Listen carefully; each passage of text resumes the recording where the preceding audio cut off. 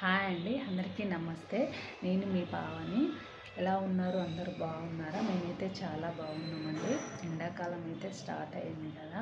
ఇప్పుడైతే ఎండాకాలం స్టార్ట్ అయింది. అందరూ బయటికి వెళ్ళేటప్పుడు కానీ, బయట నుండి ఇంటికి వచ్చేటప్పుడు కానీ నిమ్మరసం జ్యూసులు అయితే కంపల్సరీ తీసుకోండి.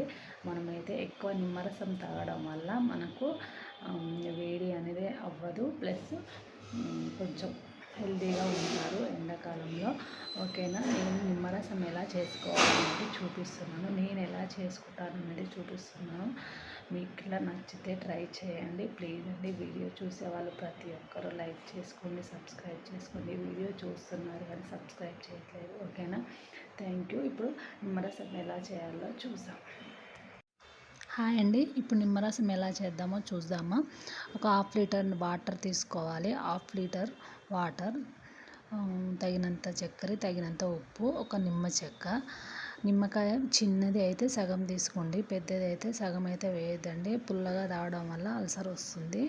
పుల్లగా అయితే అస్సలు తాగొద్దు. నేను చిన్న సైజు నిమ్మకాయలో హాఫ్ నిమ్మ పచ్చ తీసుకున్నాను. హాఫ్ నిమ్మ పచ్చ తీసుకున్నాను. ఇప్పుడు వచ్చేసి 1/2 లీటర్ వాటర్ తీసుకున్నాం కదా, అందులోనైతే చాయ్ చెంచాతోటి 3 చెంచాలు నేను వేసుకుంటున్నాను. తీయగా ఎక్కువ తాగే వాళ్ళైతే 3 చెంచాలు వేసుకోండి, తక్కువ తాగే వాళ్ళైతే 2 చెంచాలు వేసుకోండి. కొంచెం సాల్ట్ 2 చిటికెలంత, జస్ట్ చిటికెడు, 2 చిటికెలంత సాల్ట్ వేసుకోవాలి. సాల్ట్ వేయడం వల్ల మనకు గ్లూకోన్ టీ లాగా తయారవుతుంది అనమాట నిమ్మరసం. అందుకనేసి అయితే సాల్ట్ అయితే కంపల్సరీ వేసుకోవాలి. జస్ట్ 2 చిటికలు మాత్రమే వేసుకోవాలి 1/2 లీటర్ నీళ్ళకి. ఇప్పుడు మంచిగా మిక్స్ చేసుకోవాలి.